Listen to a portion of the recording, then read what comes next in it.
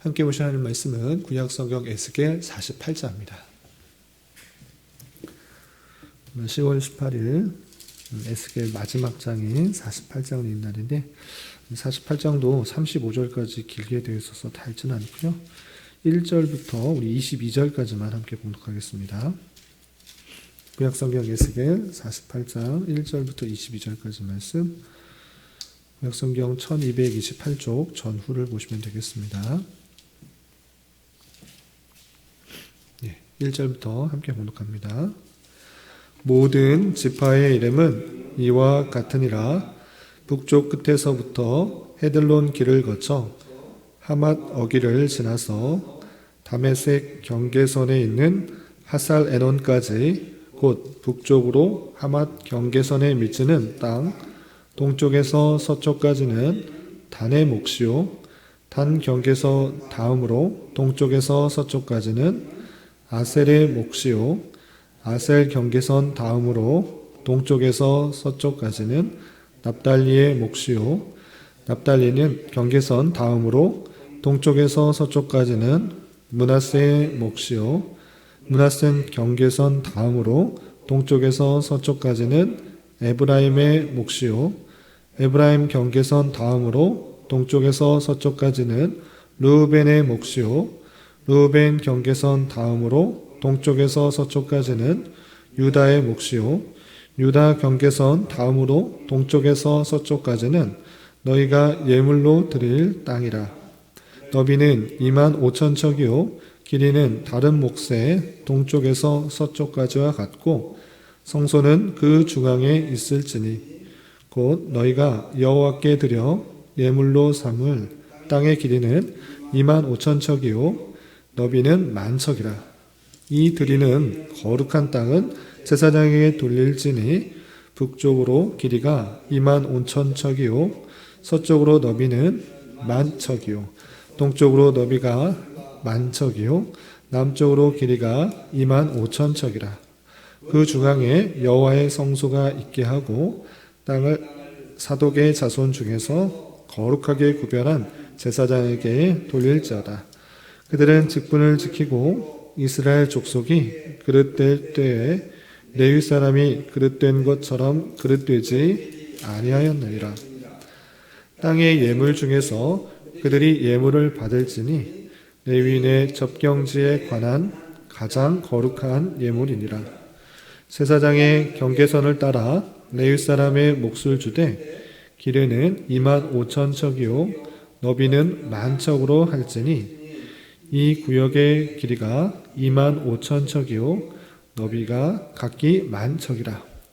그들이 그 땅을 팔지도 못하며 바꾸지도 못하며 그 땅에 처음 익은 열매를 남에게 주지도 못하리니 이는 여호와께 거룩히 구별한 것입니다.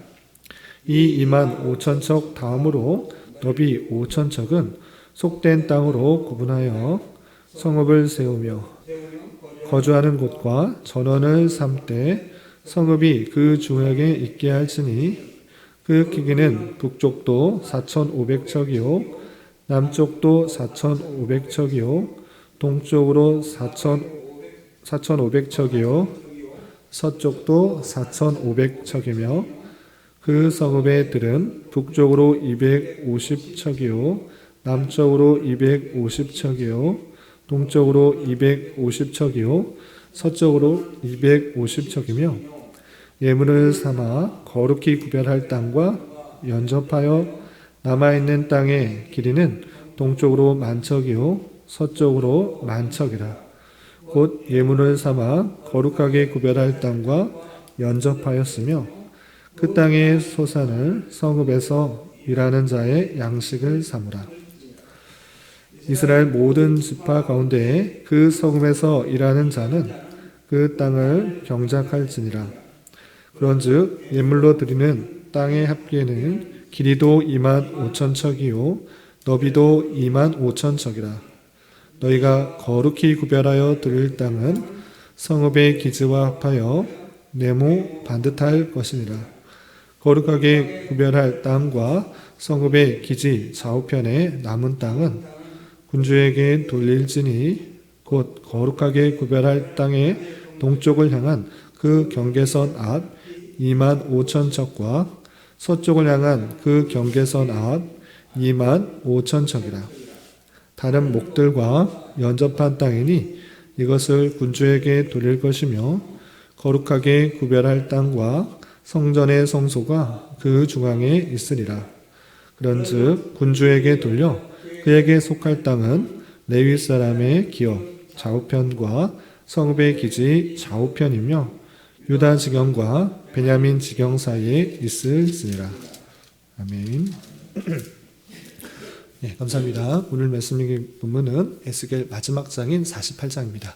우리가 계속해서 살펴본 것과 같이 포로된 이스라엘 하나님께서 하나님의 심판을 받아 여러 나라에 흩어져 있는 이스라엘 백성들에게 특별히 그들이 심판받고 끝날 것이 아니라 하나님의 주권 가운데 하나님의 긍휼하심을 입어 다시 회복될 것을 약속하시는 말씀을 계속해서 살펴볼 수 있는데, 이 회복의 말씀은 그냥 헛된 말씀이 아니라 확실하고도 분명하다라는 것들을 알려주시기 위해서 특별히 40장부터 48장까지는 회복될 그런 성전의 모습의 영광과 또 그 안에서 지켜야 될 여러 가지 질서들을 다시 한번 알려주면서 확실히 회복시켜 주실 것이라는 그런 소망을 갖게 했던 것입니다.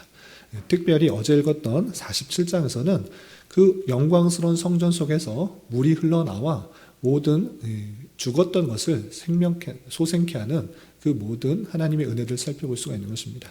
이렇게 회복된 성전 속에서 또 물이 나와서 회복된 것을 통해서 이스라엘 백성들이 소망을 갖고 희망을 갖고 하나님의 은혜를 더욱더 바랄 수 있도록 하시는 위로의 말씀이 에스겔서 말씀이다, 이렇게 생각하시면 되겠습니다.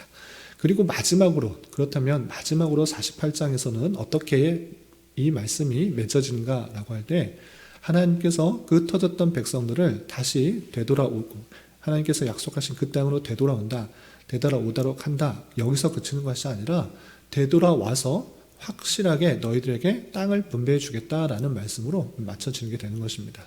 그래서 어제 47장 후반부부터 48장까지 계속 이어지는 것은 무엇이냐라고 하면, 그들이 다시 회복되어서 하나님의 택하신 백성들이 한 명도 빠짐없이 다 되돌아와서 제비 뽑아서 그곳에 땅을 분배받을 것이다 라는 말씀을 하고 있는 것입니다. 특별히 어제에서는 땅의 분배를 받을 때 그들이 분배받을 땅의 경계를 말씀할 뿐만 아니라 땅을 나누는 데 있어서도 각 지파들이 제비를 뽑아 나눌 것이고, 또 그 안에 속해 있는 이방인들도 혈육적인 유대인은 아니지만 하나님께 속한 사람으로서 회복된 이방인들도 똑같이 제비 뽑아 땅을 나눌 수 있도록 하신 그 은혜를 살펴볼 수가 있는 것입니다.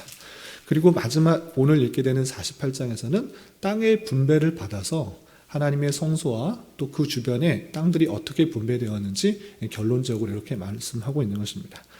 그 내용들이 1절부터 길게 35절까지 되어 있는데, 우리가 잠깐 22절까지만 읽었어도 내용이 어떻습니까? 쉽게 눈으로 다가옵니까? 다가오지가 않아서 제가 말씀이 책자에도 실어야 되는데 실지 못해서 제가 카톡으로 오늘 이렇게 그 그림을 보여드릴 텐데, 오늘 아침 시간이니까 잠시 이걸 제가 말로서 한번 설명해 드리도록 하겠습니다. 땅이 회복되는 그 곳이 어딘가라고 할 때 새로운 땅이 아니라 예루살렘과 그 가나안 땅 일대였던 것입니다. 그래서 예루살렘에 다시 그곳에 성전을 짓도록 하고 그 주변으로 하나님께서 약속하신 그 12지파에게 땅을 분배하는 것입니다. 그럴 때 이 북쪽에서부터 남쪽까지 어떻게 분배되었는지 성경은 1절부터 쭉 설명하고 있습니다. 그런데 그 내용을 보시면 48장 1절에서 보면 그 경계를 표현하고 있는데, 그 경계는 여러분들 생각하실 때 출애굽한 이스라엘 백성들이 가나안 땅에 입성했을 때 분배받은 12지파의 크기와 거의 유사하다, 이렇게 생각하시면 됩니다. 실제적으로 그 위치가 써져 있는데, 북쪽 끝에서 헤들론 길을 거쳐 하맛 어귀를 지나 다메섹 경계에 있는 하살 에손까지 이르렀다라고 있는데, 여기는 지명을 잘 아시지 못하실 것 같기 때문에 이 지명이 어딘가라고 할 때는 처음에 분배받았던 그 땅인데 다메섹을 경계로 해서 그 아래쪽 지역이다, 이렇게 생각하시면 됩니다. 그래서 그 위에서부터 어떤 지파가 분배받았는가 처음에는 단 지파, 그 다음에 아셀 지파, 납달리 지파, 므낫세 지파, 에브라임 지파, 루벤 지파, 유다 지파, 이렇게 위에 7지파가 있고 가운데는 구별된 땅이 있고 성소가 있는 구별된 땅이 있고 밑에 5지파가 분배받았다, 이렇게 생각하시면 됩니다. 그래서 크기는, 분배받은 땅은 이스라엘 지파가 처음에 출애굽할 때 입성하였던 그 지역과 거의 크기가 유사한데, 그때는 제비 뽑아서 다양하게 분배되어 있으나 지금 분배받은 곳은 순서적으로 단, 아셀, 납달리, 므낫세, 에브라임, 르우벤, 유다로 순서적으로 북쪽에서부터 남쪽으로 이렇게 분배받게 되었다, 이렇게 이 정도로 좀 이해하시면 될 것입니다. 그리고 중요한 것은 유다 지파 아래쪽에는 어떤 땅이 분배되었는가라고 할 때 하나님께 예물로 드릴 땅에 대해서 설명하고 있습니다. 여기도 내용이 좀 복잡한데 크기는 25,000척, 장방형으로 25,000척, 25,000척으로 되어 있습니다.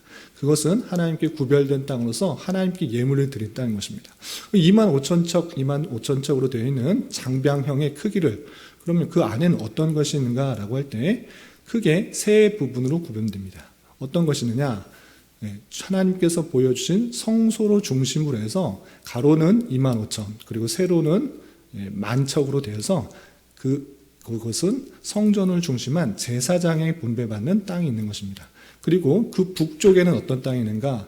제사장 외에 레위인들, 성전에서 숭종 드는 일들을 하는 그런 레위인들이 살 곳이 정해진 것입니다. 그래서 제사장이 25,000척, 10,000척의 그 땅을 분배받게 되고, 그리고 그 위쪽에서 25,000척, 또 세로로 10,000척에서 레위인들이 살도록 한 것입니다.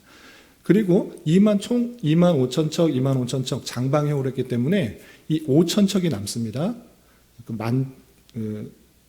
제사장이 세로가 또 레위인이 많이 했기 때문에 마지막 5,000척이 남는데, 그곳은 거룩한 곳으로 구별된 것이 아니라 일반 사람들도 함께 머물 수 있는 성읍을 짓도록 한 것입니다. 성읍의 위치와 또 성읍 둘레에 뜰로서 할 수 있는 곳과 그곳에서 나는 것들을 드릴 수 있도록 하는 그 장소가 제사장에 위치하는 곳 밑에 5,000척과 25,000척으로 해서 총 25,000척의 장방형에 거룩하게 하나님 앞에 예물이 드리는 곳을 하도록 한 것입니다.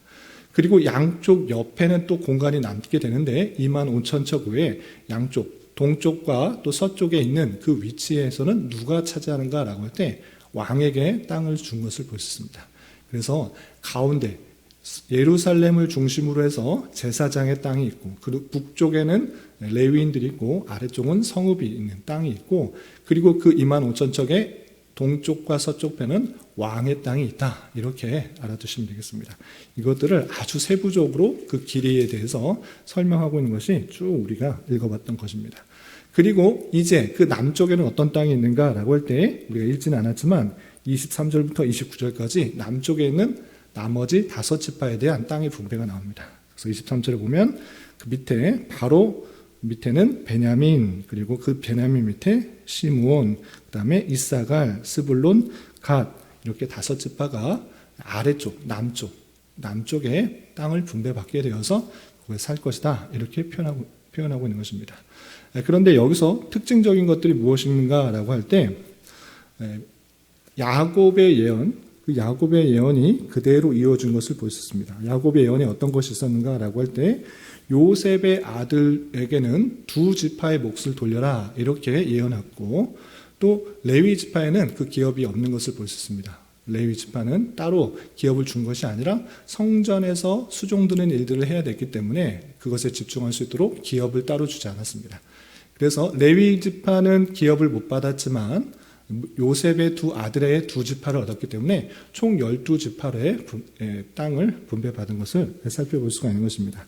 야곱의 예언이 그대로 유효하여 또 이루어지는 그 모습을 볼 수가 있는 것이고, 특별히 또한 아까도 말씀드린 것처럼 하나님 앞에 예물로 드릴 거룩한 땅이 어떻게 되어 있는가라고 할 때 장방형으로 모습으로 되어 있는 그런 특징들이 있는데, 그것은 계속적으로 성전에서도 표현됐다시피 견고하고 안전하고 확실하고 분명하다라는 것들을 통해서 장방형으로 그렇게 하나님 앞에 드려지는 그런 땅의 모습들을 상징화하고 있는 것을 볼 수 있습니다.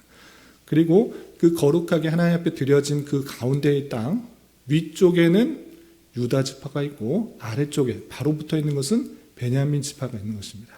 유다 지파와 베냐민 지파가 성전과 하나님의 거룩한 땅과 인접해 있는, 남과 북으로 인접해 있는 모습으로 땅이 분배되는 것을 볼 수 있는데, 그것을 통해서 북이스라엘의 우상 숭배하고 계속적으로 부패 타락했던 그런 민족들이 아니라 남유다에 속해 있던 베냐민과 유다 지파가 하나님의 은혜를 받아 그 가까이에 분배되고 있는 그 모습도로 살펴볼 수가 있는 것입니다. 이런 정도의 특징을 좀 살펴보면 좋겠고, 그리고 30절부터 35절까지는 그 예루살렘 성, 하나님께 드려진 그 예루살렘 성읍, 그 성읍으로 들어가는 문들에 대해서 설명하고 있습니다. 여기도 좀 살펴볼 것이 있는데 아주 독특한 것이 있습니다. 그 성읍의 출입구에 대해서 그 설명하고 있는 부분에 있어서 사면으로 되어 있는 그 문이 각각 3개의 문으로 되어 있다라고 되어 있습니다. 제가 한번 쭉 읽어보겠습니다. 30절. 그 성읍의 출입구는 이러하니라. 북쪽의 너비가 4,500척이라. 그 성읍의 물들은 이스라엘 지파의 이름을 딴 것인데 북쪽으로 문이 셋이라. 하나는 느읍의 문이요, 하나는 눌다 문이요, 하나는 레이 문이며, 동쪽의 너비는 4,500척이니 또한 문이 셋이라. 하나는 요셉 문이요, 하나는 베냐민 문이요, 하나는 단 문이며, 남쪽의 너비는 4,500척이며 또한 문이 셋이라. 하나는 시므온 문이요, 하나는 이사갈 문이요, 하나는 스불론 문이며, 서쪽도 4,500척이니 또한 문이 셋이라. 하나는 간 문이요, 하나는 아셀 문이요, 하나는 납달리 문이며, 그 사방의 합계는 18,000척이라. 그날 후로는 그 성읍의 이름을 여호와 삼마라 하리라 라고 되어 있습니다. 여기서 뒤에 여호와의 삼마의 내용을 좀 더 살펴보고, 성읍들의 문이 총 몇 개가 있는 것입니까? 남북 동서 해서 3개씩 해서 12개가 있는 것을 볼 수 있습니다. 성읍으로 들어가는 문이 왜 12개나 있는가? 그리고 그 문의 이름도 그냥 1번 문, 2번 문, 3번 문 이렇게 하지 않고 이름을 어떤 것으로 했습니까? 각 지파들의 이름을 따르고 있다라고 하고 있는 것입니다. 이것을 어디서 본 적이 있는지 잘 생각해 보면, 우리가 요한계시록을 한번 공부했는데 그 모습과 거의 똑같은 것을 볼 수 있습니다. 제가 요한계시록 21장 13절과 21절을 읽어드리겠습니다. 요한계시록 마지막 장에는 거룩한 성 예루살렘의 모습이 하늘로부터 내려오는 것을 보는데 그 모습이 얼마나 아름다운지에 대해서 표현하고 있는 것입니다. 그런데 그것을 문자 그대로 많은 보석이 있다, 금이 있다, 이것으로 생각하여서 천국은 많은 금이 있는 곳 또는 많은 보석이 아름답게 있는 곳, 이렇게 생각하는 경향이 있는데, 그것은 상징이고 거룩한 그 장소를 말하는 것이 아니라 하나님의 택하신 백성이다라고 한번 우리가 공부를 했던 것입니다. 그 내용이 똑같이 있는 것입니다. 요한계시록 21장 13절 제가 한번 읽어드리겠습니다. 13절에 보시면, 동쪽의 세 문, 북쪽의 세 문, 남쪽의 세 문, 서쪽의 세 문이니 라는 표현이 있고요.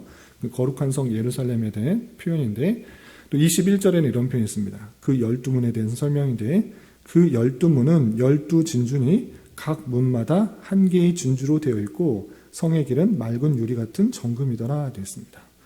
그 문이 12진주다라고 표현되어 있고 그 문은 3개씩 있다라고 표현하고 있습니다. 이것이 어디서 나오는 표현입니까? 우리가 방금 읽었던 에스겔 48장에서 새 성전의 환상의 모습들을 보여주면서 그 문이 어떻게 되어 있는지 알려주는 것입니다. 그러니까 이 문이 뜻하는 것은 커다란 진주다, 아름다운, 천국에서의 문은 정말 큰 아름다운 진주같이 생겼을 것이다 라고 물질을 형상화해서 생각할 것이 아니라, 에스겔에서 표현한 것처럼 그 문은 그 지파다, 하나님께 나아가는 데 있어서 그 백성들이 들어갈 수 있는 그 모습들이다, 하나님의 택하심을 받은 그 백성들이 들어가는 모습들이다라는 것들을 통해서 그 12지파의 이름을 문에 새겼던 것입니다. 그래서 요한계시록도 마찬가지고 또 에스겔서에서도 마찬가지고 그 하나님께 들어가는 그 문에 있어서 하나님의 택하신 백성의 지파 이름을 새겼다라는 것을 통해서 하나님의 백성의 모습들, 하나님의 택하심을 받은 그 백성의 모습들이 그곳에 있을 것이다. 그곳을 출입하게 될 것을 상징한다. 이렇게 이해하시면 될 것입니다. 그리고 맨 마지막 절, 그 성읍의 이름을 무엇이라 할까라고 할 때, 무엇이라고 했는가라고 할 때 여호와 삼마라 하리라 라고 했습니다. 여호와 삼마, 이 무슨 뜻입니까? 히브리어를 풀었으면 여호와께서 거기에 계시다라는 뜻입니다. 이 성읍을 이제 여호와 삼마, 하나님께서 떠나시지 않고 그들과 함께 계시다, 거기 계신다, 그것을 말하기 위해서, 확실하게 인지하기 위해서 여호와 삼마라고 부르도록 했던 것을 보게 됩니다. 이렇게 회복될 그곳에서는 하나님께서 그곳에 계시고 항상 함께 계시기 때문에 여호와 삼마로 부를 수 있도록 하시는 하나님의 은혜를 보여주시고 이 장은 에스겔은 마쳐지게 됩니다. 이 말씀을 통해서 우리가 무엇을 생각할 수 있겠습니까? 이때 당시 에스겔서가 처음에 읽혀지는 1차 독자들은 하나님의 심판을 받아 이곳저곳에 흩어져서 포로 생활을 할 수밖에 없는 그런 사람들이었습니다.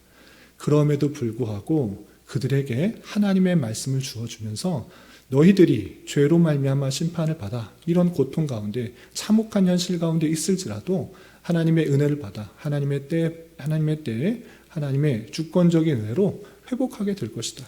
그리고 하나님의 택하신 그 모든 백성들은 주님과 함께 영원히 살게 될 것을 다시 한번 알려줌으로 소망을 갖고 희망을 갖고 살아갈 수 있도록 한 것입니다. 이런 말씀이 오늘날 우리에게도 동일하게 적용되는 것입니다. 우리의 힘과 능력으로는 심판을 받을 수밖에 없습니다. 우리가 살아가다 행하는 것은 하나님의 뜻에 맞춰 다 살아가기보다는 여전히 연약함과 죄성들로 말미암아 죄악 가운데 거할 수밖에 없는 모습들이 우리에게 있는 것입니다. 하나님의 심판을 받아 마땅히 처벌받고 처참한 가운데 있어야 되지만 그렇지 않고 하나님의 택하심을 받아 은혜를 받아 다시 회복될 수 있고 하나님의 백성으로서 삼아주시고 또 하나님과 영원히 거할 수 있게 되는 하나님의 놀라운 능력을 받았다는 사실을 잊지 말아야 될 것입니다. 구약시대 심판을 받았던 이스라엘 백성들이 이제 장차 우리는 회복될 수 있겠구나, 하나님의 은혜로 회복될 것이고 또 우리가 그와 함께 거하게 되겠구나 라고 했던 마음은 오늘날 우리에게도 이 땅을 살아가지만 하나님의 은혜로 구원을 받아 실제 예루살렘 근처에서 실제적인 땅을 물려받아 살 것이 아니라 우리가 거할 곳은 영원한 천국이다. 하나님을 모시는 그 천국에서 영원히 살 것이다 라는 것들을 알려주는 것입니다. 이 땅에서 예루살렘 그 근처의 땅을 잔뜩 사가지고 그 근처에서 살아라, 이것을 말하는 것이 아니라 하나님께서는 하늘 성소에 계시니 우리가 거할 곳은 주님을 모시며 주님과 함께 거하며 영원히 그와 함께 사는 그 모습 가운데 있다라는 것들을 잘 알고, 비록 지금 처해진 현실이 포로와 같은 삶, 그리고 많은 핍박을 받는 삶, 그리고 많은 지배를 받는 그런 어려운 삶이 있을지라도 우리는 영원한 천국에서 주님과 함께 영원히 살 것이다라는 희망과 소망을 가지고 하루하루 살아가는 것입니다. 구약시대에 포로였던 그 이스라엘 백성들도 그러한 소망을 가지고 살아가는 것이고, 오늘날 우리에게도 마찬가지로 비록 우리에게 주어진 현실이 하나님의 백성이면서도 왜 이렇게 힘들고 어려운 삶을 사는가, 불편하고 또 낭망되고 좌절되는 그런 삶을 살아가는가, 아프고 힘들고 어렵고 이런 삶을 살아갈지라도 너희들에게 참된 소망은 하나님과 영원한 천국에서 있다라는 사실들을 잊지 말아라. 그것이 너희들의 소망이다. 너희들의 힘이고 너희들의 능력이다. 비록 지금의 상황이 포로와 같은 어려운 핍박을 받는 삶일지라도 이제 주님과 함께 영원한 회복이 있고 영원한 천국에서의 삶이 있다라는 것들을 가지고 이 땅에서 더 많은 것을 가지고 더 많은 것을 누리려고 하는 것이 아니라 영원한 천국에서의 소망을 가지고 하루하루 힘있게 나아가는 것입니다. 비록 주어진 현실이 녹록지 않고 힘들고 어려울지라도 하나님께서 주신 참된 소망을 가지고 하루하루 살아가며 희망을 가지며 기쁨으로 살아가고 견디어 나가도록 하시는 하나님의 말씀이 선포되고 있는 것입니다. 그래서 우리의 삶이 여기서가 끝이 아니라 참된 회복에 천국에서의 소망이 있다는 사실들로 알고 힘있게 나아가야 될 것이고, 한 가지만 더 말씀드리면 주님께서 거기에 계시다라고 하는 여호와의 산마, 그 천국에서의 모습은 예수님께서 이미 오심으로 시작된 것입니다. 천국은 이미 시작된 것입니다. 주님께서 하나님의 참된 왕으로서 이 땅에 오시고 십자가에 달려 돌아가심으로 말미암아 천국은 이미 시작된 것입니다. 주님께서 우리와 함께 계시고 내 안에 계시기 때문에 이미 그곳에 천국이 시작된 것이고 아직 완성되지 않은 그런 삶을 살아가고 있다는 사실을 잊지 말아야 될 것입니다. 천국은 이미 왔지만 아직 완성되지 않은 그런 모습 가운데 있음으로 말미암아 주님을 모신 것, 주님의 통치를 받아 사는 것, 그것이 천국이다라는 사실들을 잊지 말고 하루하루 삶을 살아갈 때 앞으로 올 천국의 완성 단계를 소망하며 또 주님을 모시며 이미 시작된 천국의 모습으로 주님의 통치와 또 다스림을 받으며 그 말씀대로 살아갈 때 우리는 힘있고 능력있게 살아갈 수 있게 된다는 사실을 잊지 말며 에스겔의 교훈에 따라 힘있게 살아갈 수 있는 저와 여러분 되시기를 주님의 이름으로 부탁을 드립니다. 기도하겠습니다. 하나님 아버지 감사합니다. 오늘 말씀을 통해서 심판을 받아 흩어져 있는 이스라엘 백성들에게 성전의 회복과 또 약속한 땅의 분배를 통해서 온전히 하나님께서 그들 백성의 하나님이 되시고 그들은 하나님의 백성이 되는 관계를 이루어 주시는 것을 살펴보았습니다. 이런 말씀을 대하는 자로서 아무 공로 없고 죄 많은 인생을 택하시고 구원하셔서 주님의 자녀요 백성으로 삼아주신 것에 대한 참된 기쁨과 감사가 있게 하여 주시고 우리에게 확실하게 주어진 천국이 있음을 분명히 인식하며 살아가게 하여 주시되 주님께서 우리와 함께 계심을 온전히 깨달아 주님께서 원하시는 거룩과 순종의 모습으로 날마다 주님 앞에 나아가게 하시고 주님의 뜻을 온전히 이 땅에 이루어드리기에 힘쓰는 주님의 몸된 교회 사명을 잘 감당할 수 있도록 인도하여 주시옵소서. 주님, 교회 가운데 육체 연약함과 질병으로 직장과 사업장의 문제로 가족의 전도와 학업을 위해 또한 말할 수 없는 여러 가지 이유로 주님께 간절히 부르짖며 나아가는 여러 지체들이 있습니다. 주님 그들과 함께 하시고 그들의 기도 응답해 주시사 우리의 기대와 바람보다 훨씬 더 풍성한 것으로 채우신 하나님을 깊이 경험할 수 있는 기회 되도록 인도하여 주시옵소서. 이 시간 각자 간절히 간구하는 기도 제목 주님께서 들으시고 가장 선한 것들로 응답하여 주시옵소서. 예수님의 이름으로 기도 올리옵나이다. 아멘.